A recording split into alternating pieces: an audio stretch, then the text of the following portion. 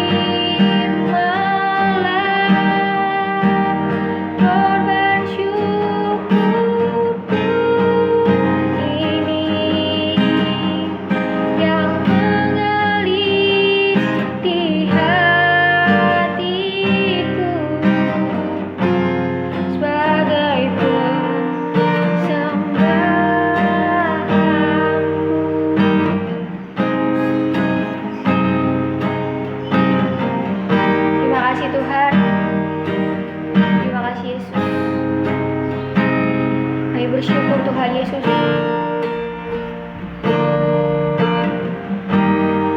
Buat segala kebaikan-Mu di dalam kehidupan kami ya Bapa.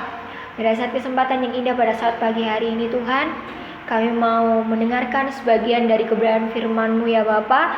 Biarlah firman Tuhan pada saat pagi hari ini Tuhan Yesus dapat menjadi rema di dalam kehidupan kami, dapat menjadi suluh bagi kehidupan kami ya Bapa. Terima kasih Tuhan, kami siap mendengarkan kebenaran firman-Mu. Pakai hamba-Mu Tuhan untuk menyampaikan kebenaran firman-Mu pada saat pagi hari ini ya Bapa. Yang siap mendengarkan firman Tuhan semua katakan amin. Shalom, puji Tuhan. Pada saat kesempatan yang indah pada saat pagi hari ini, kita mau sama-sama belajar akan kebenaran firman Tuhan yang luar biasa. Sama-sama akan memberkati kita semua pada saat pagi hari ini. Firman Tuhan pada saat pagi hari ini bertemakan ibadah yang sejati. Di sini kita mau sama-sama mempelajari bagaimana beribadah dengan tepat, bukan untuk menguntungkan diri, tetapi untuk memuliakan nama Tuhan. Sekarang kita mau sama-sama belajar mengenai ibadah yang sejati yang ada di surat Roma pasal 12 ayat 1. Ini ayat yang sangat populer sekali Bapak Ibu Saudara yang dikasihi dengan Tuhan. Mari kita sama-sama membuka Alkitab kita pada saat pagi hari ini. Boleh Alkitab buku, boleh Alkitab elektronik. Yang penting kita mau sama-sama membuka kebenaran firman Tuhan pada saat pagi hari ini. Kita mau sama-sama membukanya di dalam Roma pasal 12 ayat yang pertama.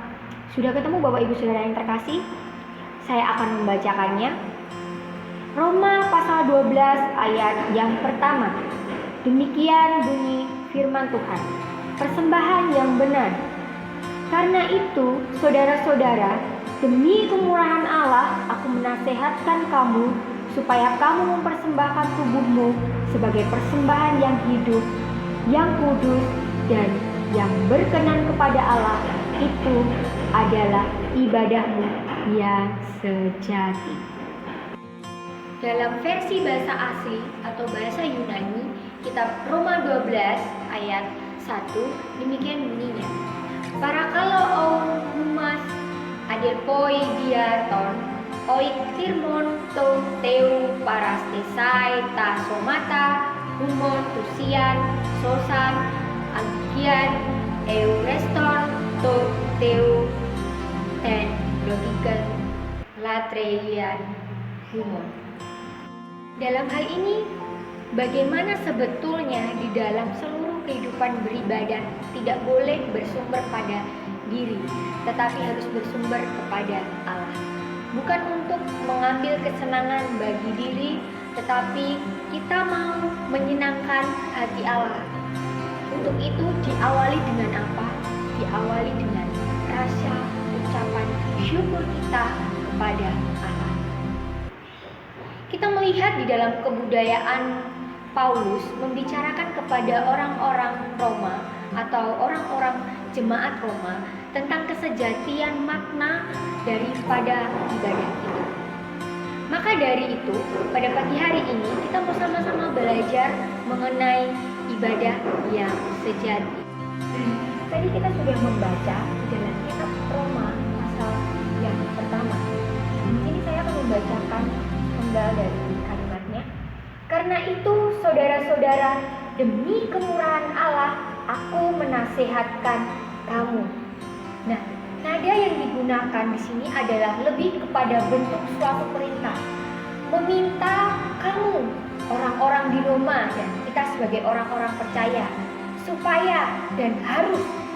Jadi ini suatu perintah yang diberikan untuk dipatuhi. Nah, kata penghubung karena itu menyatakan sebuah alasan atau akibat dari kemurahan hati Allah yang sebelumnya dijelaskan Paulus. Bahkan menjadi puncak teologia dari keseluruhan kitab Roma. Artinya apa?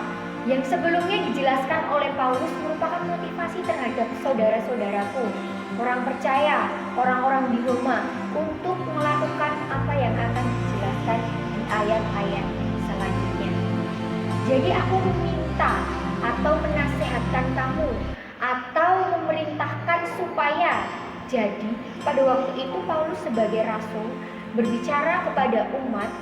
Jadi bahwa rasul di sini untuk meminta, memerintahkan kepada orang-orang di Roma untuk mempersembahkan tubuh sebagai persembahan yang hidup, kudus, dan berkenan.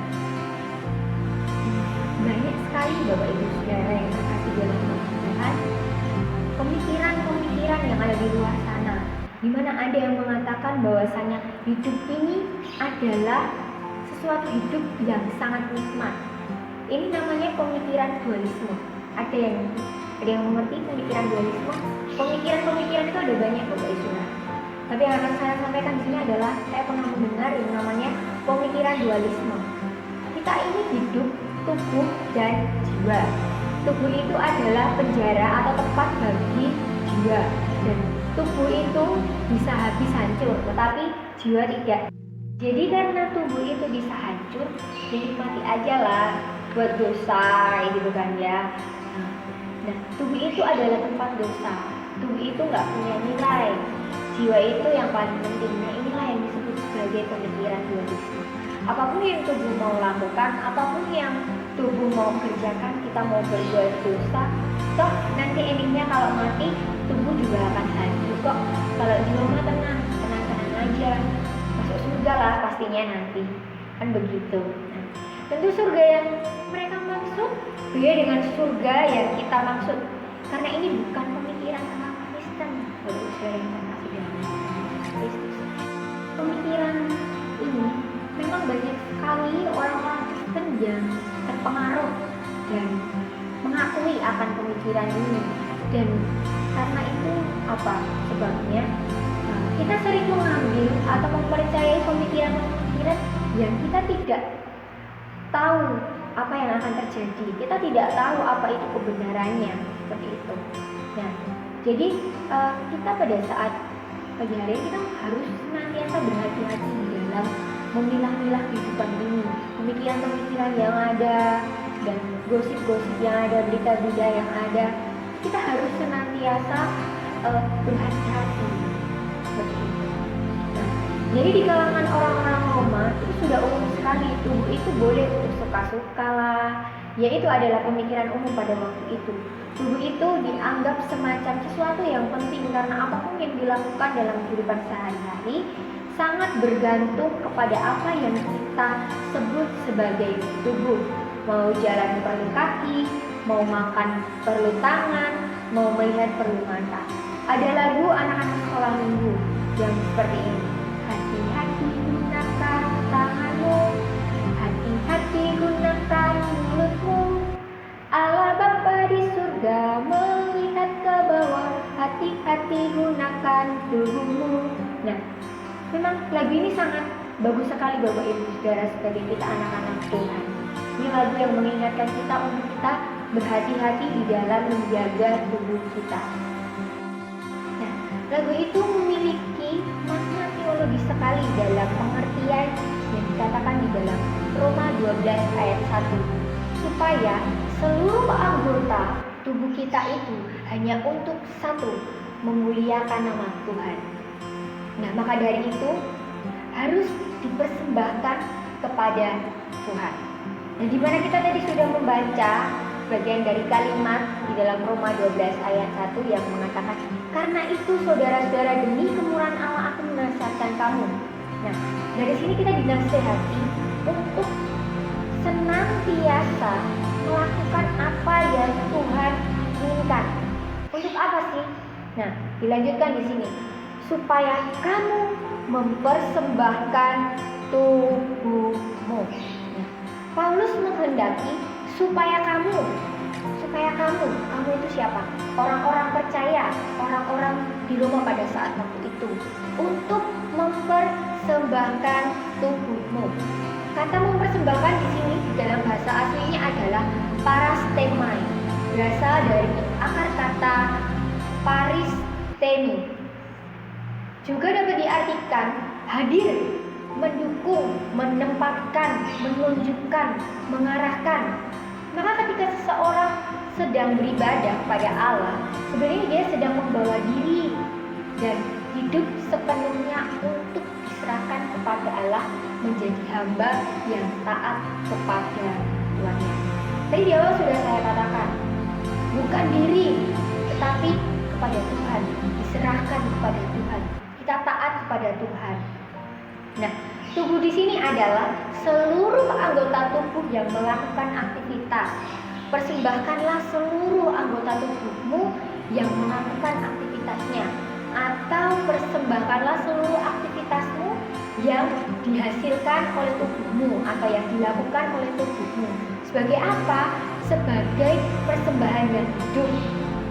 Ada suatu tuntutan yang harus serius yang Tuhan minta, yaitu bagaimana supaya tubuh itu diberikan menjadi suatu persembahan yang hidup.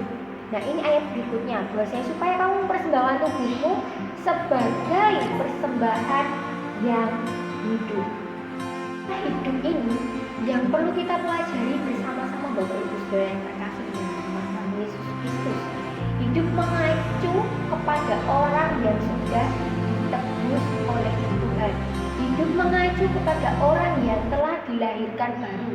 Hidup mengacu kepada nilai-nilai tinggi dari apa yang diajarkan oleh Tuhan Yesus Kristus kepada kita dan harus kita lakukan. Jadi kalau dikatakan mempersembahkan tubuh, seluruh aktivitas yang dihasilkan oleh tubuh itu nggak semau-maunya, nggak asal-asalan, nggak seenak-enaknya. Ya pokoknya lakuin ini aja lah, tanpa harus kita tahu kebenarannya. Padahal sebenarnya itu nggak baik seperti itu. Tapi ya suka-sukalah, mau-maunya akulah kayak gitu. Jadi yang dimaksud dari persembahan yang hidup di sini adalah persembahan yang bukan sembarangan seperti itu. Nah, itulah ibadah sejati. Ibadah sejati harus berorientasi kepada Tuhan. Maka dari itu, ketika kita mau mempersembahkan sesuatu pada Tuhan, pertama kita akan memberikan yang terbaik. Berotoritas kepada Tuhan. Kita memberikan yang terbaik untuk Tuhan. Segala-galanya itu Tuhan, bukan diri. Memang kita yang memberikan, tapi motivasi hati kita ini loh. Motivasi hati kita ini untuk siapa? Untuk Tuhan. Jadi jangan ada orang yang memuji dirinya. Aku hebat, aku sudah bisa memberikan persembahan, aku sudah bisa melakukan pelayanan seperti itu. Jadi menganggap dirinya paling benar. Enggak. Kita masih sama-sama perlu belajar untuk mengerti Tuhan. Tuhan itu terlalu besar untuk kita mengerti. Karena itulah kita harus masuk ke dalam dimensi yang benar. Dimensi di mana orientasi hidup kita itu hanya pada Tuhan Yesus Kristus. Tetapi kita sebagai umat yang sudah ditebus punya tanggung jawab yang besar, yaitu apa? Mensyukuri dan melakukan apa yang Allah tetapkan sebagai perintah atas hidup kita. Nah, jadi kita mesti mempersembahkan tubuh kita itu sebagai persembahan yang hidup. Persembahan yang hidup di sini sebagai kualitas ibadah yang sejati yang pertama.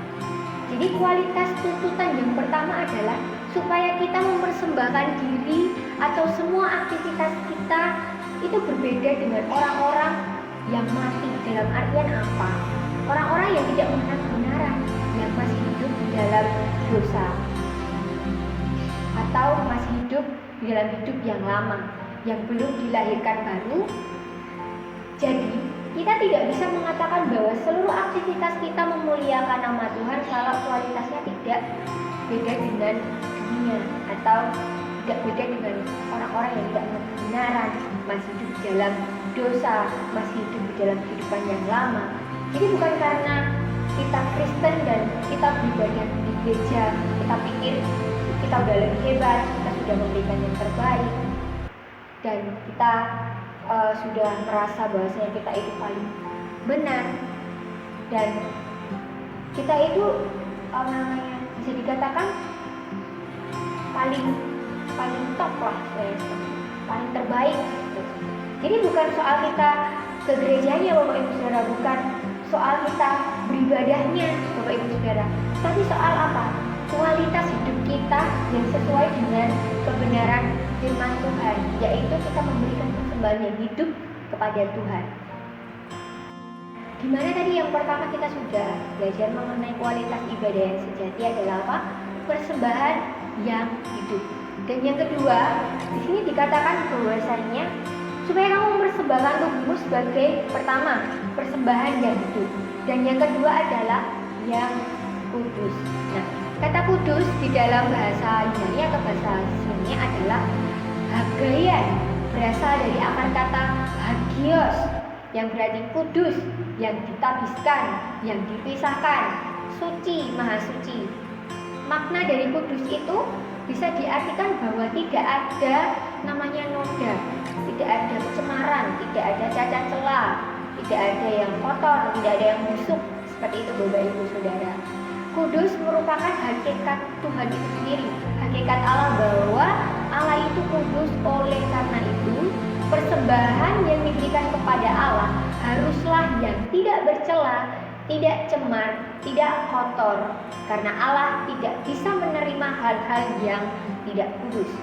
Kudus di sini bukan hanya sebatas kudus hati, tetapi segala sesuatu, baik itu aktivitas kita, prasarana yang kita gunakan, apapun itu harus disucikan. Hanya karena oleh karya Yesus Kristus manusia dikuduskan, sehingga manusia layak untuk menghadap hadirat Allah yang kudus. Maka dari itu Bapak Ibu Saudara yang terkasih, sebelum kita melakukan sesuatu, sebelum kita mau pelayanan, sebelum kita mau berdoa, sebelum kita mau memuji Tuhan, kita minta kekudusan pada Tuhan. Tuhan memang sudah memberikan kelayakan bagi diri kita, tapi kita sebagai manusia, kita harus memiliki rasa sadar akan hal itu. Kita meminta Tuhan, memelayakan setiap kali Tuhan, menguduskan setiap kami ya Bapa. Kami mau persembahkan tubuh kami mau melayani Engkau Tuhan. Nah, sifat dari kudus ini membuat suatu sifat di mana kita tidak rela kembali dan bercampur dengan yang lama. Persembahan tubuhmu, persembahkanlah seluruh aktivitasmu, berhati-hati itu yang Tuhan tuntut dari kita. Jadi ketika kita mau mempersembahkan sesuatu pada Tuhan, kita harus berhati-hati. Jadi tadi kita meminta otoritas Tuhan. Adalah Tuhan yang bekerja atas hidup kita. kita. Tadi kita sudah belajar mengenai supaya kamu mempersembahkan tubuhmu sebagai yang pertama, persembahan yang hidup. Yang kedua adalah persembahan yang kudus. Dan yang ketiga adalah persembahan yang berkenan kepada Allah. Berkenan kepada Allah di sini dimaksudkan apa? Sesuai dengan ukurannya Allah, sesuai dengan apa yang Tuhan mau, sesuai dengan apa yang Tuhan maksud.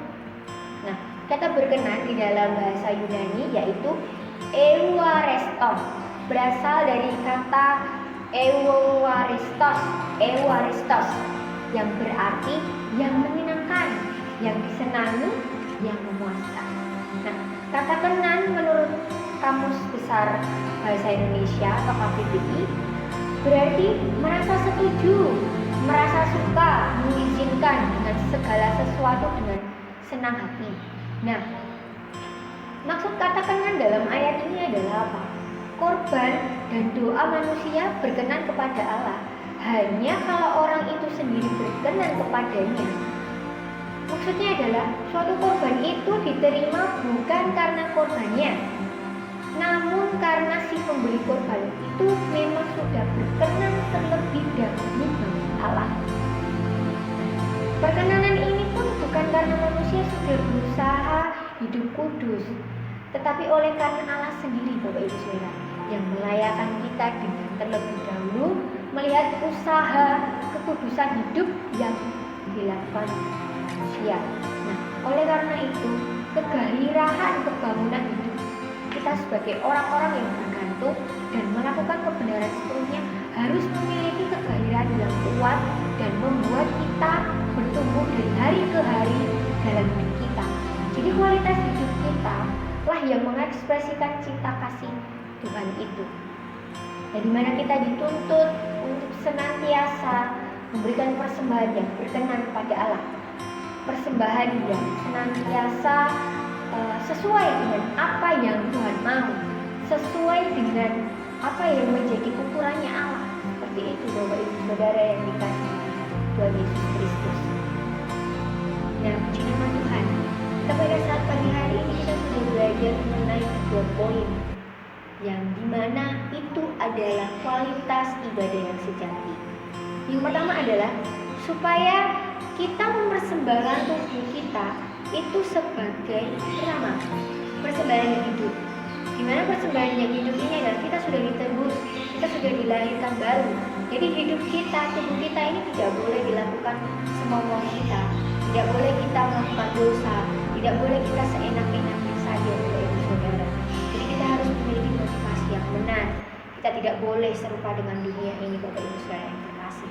Dan yang kedua, kita harus senantiasa mempersembahkan tubuh kita sebagai persembahan yang kudus. Kudus di sini adalah persembahan yang tidak bercacat celah, persembahan yang tidak cemar, persembahan yang tidak kotor, melainkan persembahan yang kudus. Bukan hanya apa yang kita berikan itu kudus, melainkan motivasi hati kita. Apapun yang kita lakukan itu harus senantiasa kudus di hadapan Allah, karena Tuhan Yesus terlebih dahulu menguduskan kita, Bapak Ibu Saudara yang terkasih. Dan ketiga kualitas yang sudah kita bahas pada saat hari ini, itulah kualitas ibadah yang sejati. Mari kita sama-sama mempraktekkan, mengimplementasikan gaya hidup sebagai orang Kristen yang baru, yang memuji dan memuliakan nama Tuhan kita, yang senantiasa memiliki kehidupan yang baru, memiliki sesuatu hal yang baik, memiliki sesuatu yang berkenan di hadapan Tuhan. Apapun yang akan kita berikan pada Tuhan, kita minta petunjuk kepada Tuhan. Biarlah apapun yang senantiasa kita berikan kepada Tuhan, itulah sesuatu yang terbaik, itulah sesuatu yang dimau oleh Tuhan. Dan biarlah semuanya ini hanya untuk hormat dan kemuliaan Tuhan. Kiranya Tuhan memimpin dan menolong kita untuk menemukan kesejatian kita sebagai hamba-hamba yang beribadah kepada Tuhan. Puji nama Tuhan. Itu firman Tuhan yang begitu luar biasa, yang mengingatkan kita untuk senantiasa memiliki kualitas ibadah yang luar biasa, yaitu ibadah yang sejati. Puji nama Tuhan, firman Tuhan pada saat pagi hari ini cukup sekian. Dan walaupun firman Tuhan telah berhenti pada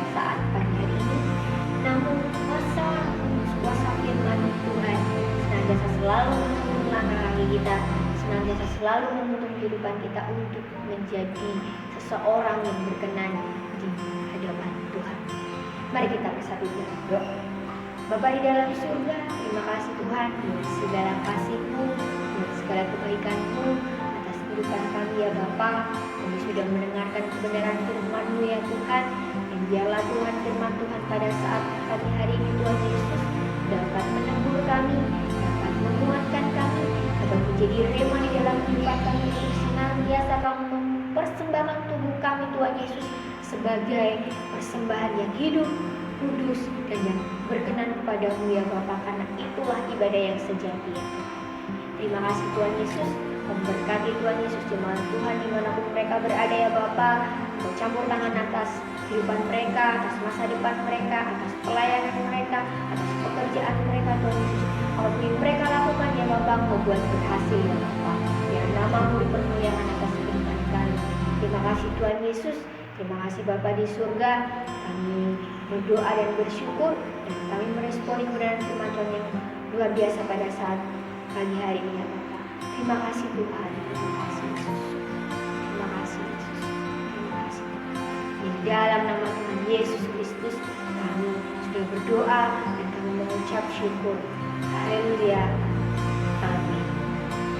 Shalom.